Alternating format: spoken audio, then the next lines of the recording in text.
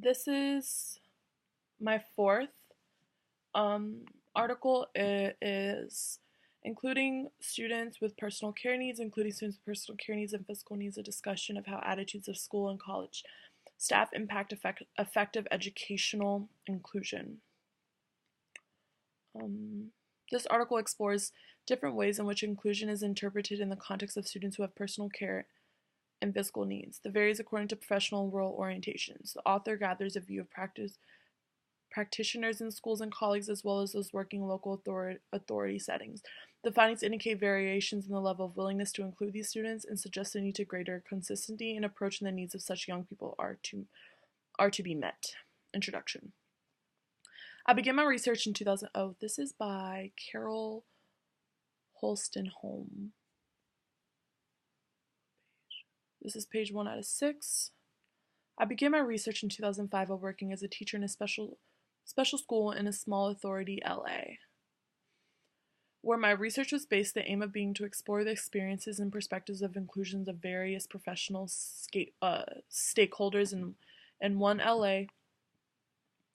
LA to gaining the picture of how schools, colleges, and LA officers address the issues, and to investigate what promotes effective inclusion practices and how schools overcome barriers to inclusion.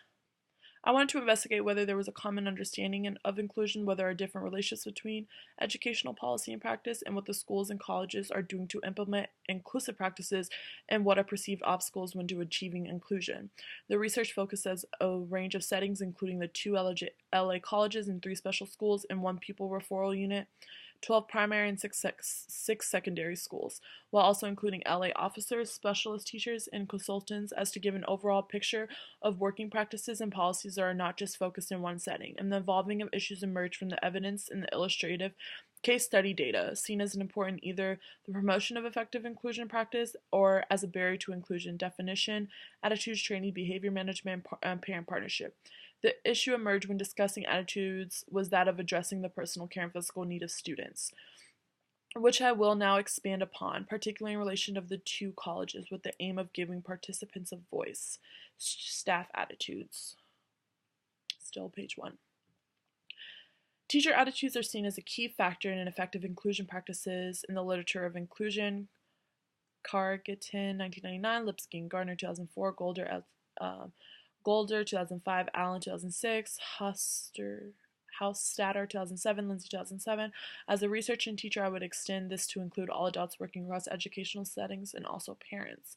Within the research, the LA Special Education Needs Strategy 2004-2007, produced in April 2004 under the heading of Inclusion States, City considers the development of an inclusive approach to an education to be as much about attitudes, perspective, and teacher approaches as it is about promoting inclusive activities. These attitudes and perspectives are concerned with recognizing and celebrating individual differences. Understanding and flexibility should be such that differences are accepted and developed. Provision for individual differences of the context of a normal environment should be available in ways in which neither are stigmatizing nor isolationist. Such an approach means that children of young person will experience welcome, acceptance, and real opportunities for friendship, positive relationships, as well as challenging learning experiences. Wannock reconsiders the ideal of inclusion, stating SEN, special education needs children, increasingly tends to be lumped together indiscriminatively as though they share a common right to be educated in mainstream schools. The idea of learning center education, increasingly seen as an important for educational problems, should remind us that some children participation is impossible in the context of a mainstream school. I would agree for some pupils, by virtue of their behavior, profound and multiple learning difficulties, or high medical and care needs, special education with links to mainstream schools and colleges will possibly be the most appropriate placement. If, however, a student's experience, whether negative or positive, is influenced by staff attitudes, that is an issue that needs to be addressed by school and colleges. Tillstone cites Gardner in finding the new qualified teachers are not equipped to teach pupils with complex needs, and that an inclusive practices varies across schools. This is page 2. Cross schools, PGCE courses in the school-based element in teacher and training will possibly give students little experience with pupils with special needs, SEN and perpetrate negative attitudes. While mandatory qualifications for teachers and pupils with visual and hearing impairments remain, that begs the question is why qualification for teachers with severe learning difficulties, profound and multiple learning difficulties, and complex learning difficulties do not. Undergraduate teacher degrees in teaching pupils with severe learning difficulties and profound and multiple learning difficulties were abandoned on the 1984 recommendation of the Advisory Committee on the Supply and Education of Teachers. The expectation was therefore that all teachers would teach pupils with special education needs. It is questionable as to whether undergraduate teacher training can cover the issues surrounding SEN at the level necessary to understand complex needs in the most vulnerable pupils. From the interview evidence, attitudes within the two LA colleagues were seen as a barrier to the inclusion of students on some courses. The positive attitudes were also observed at being conductive and effective inclusion of students with the profound and multiple learning difficulties in the case study college. Finding influenced the provision and care available for these students with the expectation of students competing in the award structure. Wright cites the report National Awards for Students with Learning Difficulties. In my research, many colleagues mistakenly thought that external awards were necessary to meet requirements of Schedule II, to secure findings of the FEFC, and to meet requirements of their own management information system. In my research, the link officer working in both colleagues feared that students would leave college after completing various courses and return to day service provision. Wright in her research on provision in college and further education for students with learning difficulties gives an example of one student attending the same course for 6 years, with the majority of students returning a day service provision with little opportunity to build on skills and qualifications gained at college.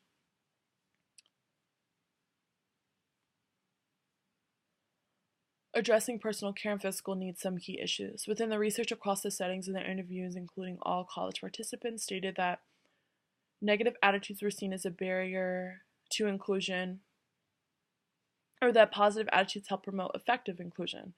Mittler suggests that teacher perceptions and attitudes present a most formidable single obstacle to inclusion. One sample primary assistant head teacher / CNCO believed ignorance and attitude were barriers to inclusion. She also thought staff sometimes felt it was not their role to address personal care needs.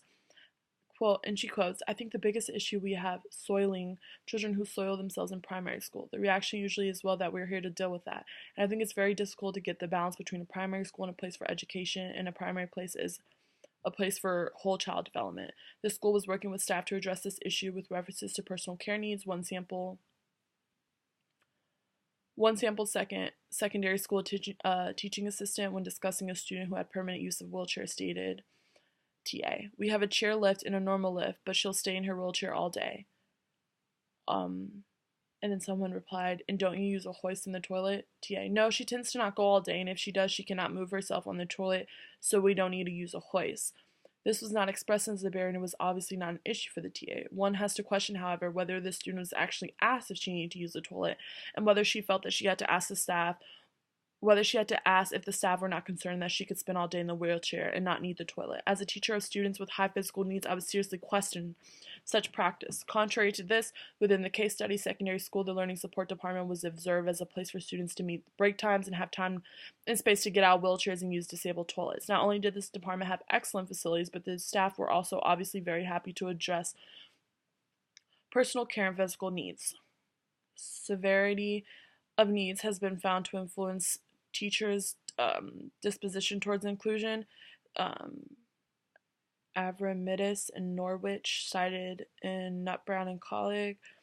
College 2 manager made preference to adjusting personal care needs, stating that colleges were closing their discrete provision due to their inability to address personal care needs. Quote, I'm aware that several colleges are having to close their discrete provisions because they just can't manage the personal care needs. Not that it is a problem for me managing people who some people don't want to do it. Some of the support staff don't want to do it, or, I have quite strong, I have advised several areas about it related to personal care, and it's a bit of a hot potato at the moment because I've just met with Health and Social Welfare Director yesterday who has got a completely different opinion about how personal care should be delivered. Now we're very much this is an educational establishment. I would much rather raise the standard of our staffs to be able to support better in the classroom and to develop progress of that student with their educational with their education, because a lot of time, the 2-to-1 policy, 2 members of staff. Page 3.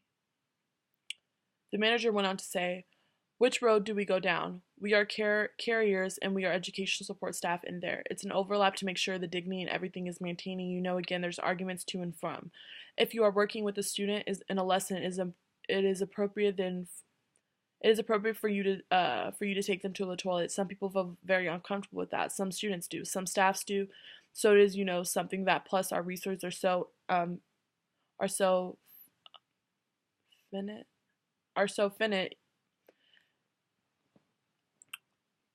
It can mean a lot of my support hours are used up having to get 2 members of staff to go delivering personal care. There's an issue here around care and education, with 2 colleges finding addressing personal care needs a barrier to inclusion, with the belief that care and education are mutually exclusive, which contradicts the Special Education Needs and Disability Act. With references to students in further Section 14, the Act states, it is unlawful for the body responsible for an educational institution to discriminate against a disabled person. A, an arrangement that's making for determining admission to the institution in terms of which it offers to admit him to the institution, or by refusing deliberately omitting to accept an application of his admission to the institution. It is unlawful for the body responsible for the educational system to discriminate against a disabled student in services it provides and offers to provide. It is unlawful for the body responsible for an educational institution to discriminate against an educational person by excluding him from institution, rather permanently or temporarily. This begs the question whether it could be considered unlawful to exclude students with profound and multiple learning difficulties from college provisions on the basis that there were no staff members available to cater to their care. Section 2AS, meaning of discrimination, states that a responsible body discriminates against a disabled person if, for a reason this relates to his disability, it treats him less favorably, and it treats or would treat others to whom the reasons does not or would not apply, and it cannot show the treatment in question and justified. Funding is also an issue highlighted by the college team manager in relation to cares to accompanying students. And again, that opens up another can of worms, because do we want to, look social services will argue with me. But why should they be having to pay somebody to be sitting in the classroom with them just to be able to take them to the toilet now and then? If care needs if care needs and education have to be separated this way, is it therefore possible for disabled students with high physical and care needs to access education and further education/higher education? This question is illustrated and follows by his manager. We were advised earlier this year, from a transition to core coordinator from connections that care, just like if somebody needs particular therapies, should be built in. But yes, it can be done here, but that's the thing, we don't have the facilities for delivering therapies and things like that. But if somebody needs that, it could be accessed outside of here. They're coming here to access the educational side of things. End. Within the observation in each study case, the setting of the staff were all seen to be generally positive attitudes toward all their students. The senior manager at college, I expressed concern that some tutors' attitudes prevented the effective inclusion of some students onto some college courses. From the observations with the Moving On course catering for students with profound and multiple learning difficulties in college, in the art of yoga classes at a day center was not observed, and all that staff showed very positive attitudes towards the students. In the reference of inclusion practices of the colleges, the link officer said, I think College I, to be fair, is doing their utmost at the moment, and they're allowed to do, and how far they can stretch things. I think they're doing a fantastic job, and the staff there are very good. Quote, end. The college officer also commented on some tutors at the colleges, referring to some difficulties in this area at college too, stating, very difficult, we are dealing with people's attitudes, scarcely the tutor's attitudes a lot of time, not actually providing a real firm progression route, this is what you've done, this is what you could do in the future. There's very little of that. People with more profound needs, they don't even need to get into that system, They face barriers, and it's not barriers though through their needs. Though their needs a lot of the time, it's the system. It's the system that writes up money in their care package and doesn't allow extra for day opportunities. From the this is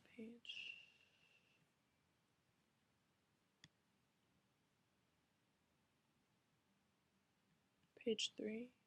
I'm pretty sure.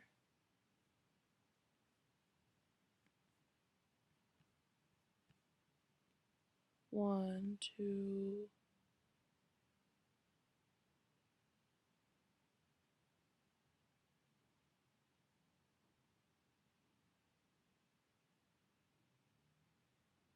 3, 4. Oh, this is 4. From the evidence seen, Case Study College 1 is able to accommodate students with profound and multiple learning difficulties onto college courses with tutors and day centers, with care needs were observed to be catered to for well. This raises the question of why one college can do this and not the other. College 1 senior manager explaining how personal care facilities are no longer a barrier, stating, "We certainly, until this September the first time, we've had personal care facilities in use, and obviously prior to that was a barrier for student coming in because there was nowhere to change them. And we did have people last year who were coming in during a class having to go back to their day center to be changed before they could go home because we had nowhere to do it. And that's not really very good, so it's a lot better now that we got facilities." Quote end. Ironically, College 2 has facilitated address personal care needs, but it struggles to accommodate students with high care needs to their courses. The college officer referred to College 2 funding with a different to College 1. They are funded in different ways, and nobody seems to understand why people they come from in some streaming band basically, but they come from the same streaming band basically, but as the FE college, they seem to have a different criteria and different boxes to tick, and that governed by the LC, the LSC, and the LSC will put forward reports and support and sort them from inclusion to excellent. Everybody should be able to process blah blah blah, and yet they will cut the funding, and that unfortunately will mean that people with the less ability with more profound needs will be knocked out of it because they don't tick the boxes the same way. This impacts on the issue addressing students' care and need are discussed by manager in College 2, who stated that having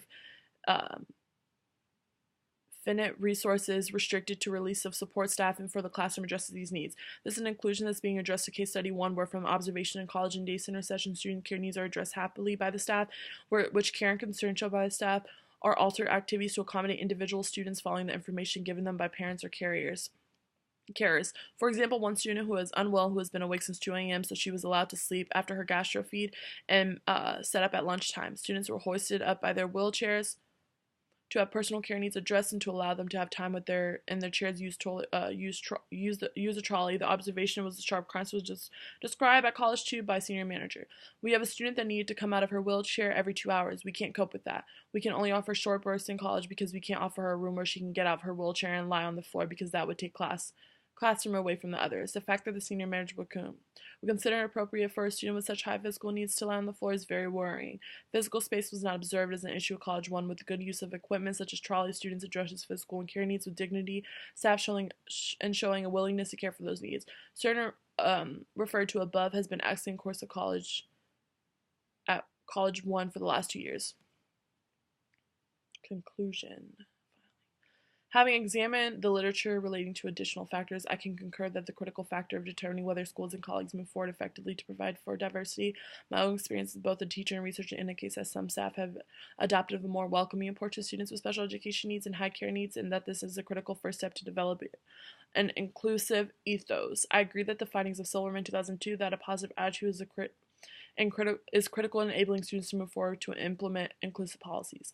Attitudes obviously influence staff's willingness to address personal care needs, illustrated by the Case Study Secondary College and College 1 as being very good, not only because of the improved facilities, but also a positive day in which the staff responded to the student needs, which was seen to be an issue in other schools in College 2.